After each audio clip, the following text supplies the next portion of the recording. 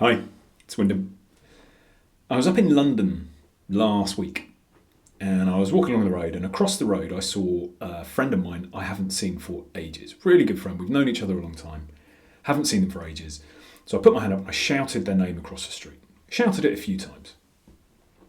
And they completely blanked me. Completely ignored me. Just kept on walking. Stood there shouting after them. Still nothing. Completely blanked me. I was there going, what the hell is going on here? I thought we were good mates. And then I remembered that another friend of mine had said that, there was a point where they'd blanked them, and their sense of it was that actually, maybe they're a little bit fair weathered in their friendship, and they're there when there's something in it for them, but they're not when they're not. And I started thinking, maybe they blanked me before. I don't know. Maybe we aren't as good of friends as I thought we were. Maybe I've read more into our friendship than they have. Or maybe I've done something to annoy them. When was the last time I called them? I haven't spoken to them for ages. It's probably before the pandemic. It's been years. I didn't check in with them. Or maybe they're judging me on that. Maybe they're really not. Maybe they've had something terrible has happened in their life and they needed somebody to reach out to them and I didn't do it. Oh my God. I'm a terrible person. Why didn't I get in touch with them? What have I done there? There was an American psychologist called Robin Dawes. I think he died back in 2010. But he was an expert in human judgment. And he said, without stories, our cognitive function shuts down.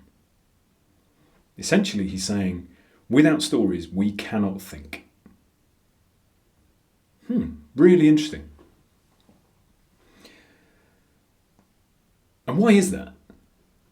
Well, essentially, our brain hates gaps, doesn't like ambiguity, doesn't like uncertainty. And it isn't just with our stories, verbal, cognitive. It's with everything. For example, right at the very centre of our vision are two blind spots, one in each eye. These are small spots where we see absolutely nothing. And it's because right at the back of the eye there is a spot where all of the blood vessels and the optic nerve exit the eye, enter into the nervous system and connect up to the brain. But at that point we see nothing. But how many of us are walking around with two obvious blind spots? And I say obvious because we are all walking around with blind spots. But how many of us wander around with these two black specks right in the centre of our vision? We don't. And why not? Because our brain doesn't like gaps. It interrupts the flow of the universe, the flow of the world.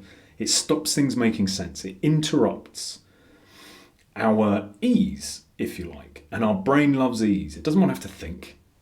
It just wants us to automatically move through life. So what it does is it takes everything that we can see and it uses that to predict what should be in the middle, and it fills in the blank. So we wander around thinking there is this seamless view of the world. And there isn't. Our brain is making it up. So when it comes to the stories we tell ourselves, it's doing the same thing. It is finding gaps. It is filling the gap with something that broadly makes sense to us. Because again, let's remember, it doesn't like incongruence. It doesn't like these things that jar us out of our automatic processes. So when it comes to stories we tell ourselves, how does it fill those in? What does it base it on? Well, let's think of a story. What does every story have? A main protagonist. And in our lives, who is our main protagonist? Well, it's us. So our brain puts us front and centre as to the reason things are the way they are. It builds a story for me that says, what have I done? I thought we were better friends than that. I certainly was more invested. I must have done something to upset them. Oh, but I didn't call them for the last 3 years. Oh, that's on me. I'm a terrible human being. Oh my God, I really should have. What if something awful has happened in their lives? Our brain, tiny little snowball at the top of a hill and it just charges away from us. And then what happens is we complete that story. They're either a terrible person for ignoring me or I'm a terrible person. And that becomes the truth. The story becomes the truth. It isn't the event, it is the story. So next time somebody asks us about it, we recount the whole story. And that becomes the benchmark from which we move forward. But how much of that do I know? A friend of mine across the street didn't respond to me calling. Well, what might it be? Well, actually, they're a business owner. So maybe they are on the way to a really important business meeting. Maybe their business is reliant on the success of this meeting. So they are completely consumed by it. Maybe they had their headphones in and I didn't notice. Maybe there are issues at home. I don't know. I literally know nothing about that scenario. Apart from, I saw somebody I knew, I called their name, I didn't get a response. That's all I know. And yet I have created this huge story. And it's a story that weighs me down.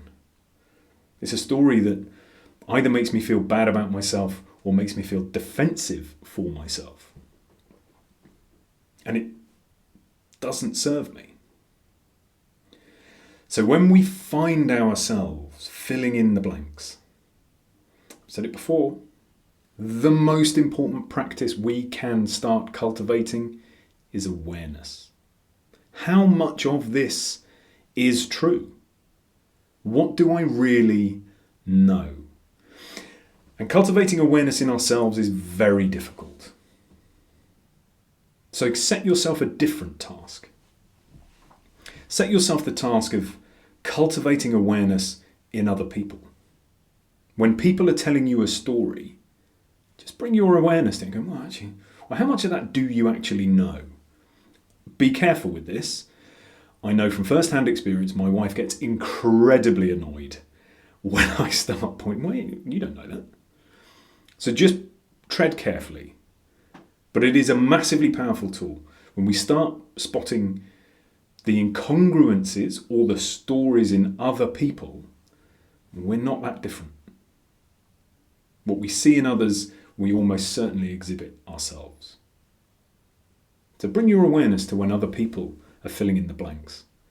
And then over time, start bringing that awareness to you.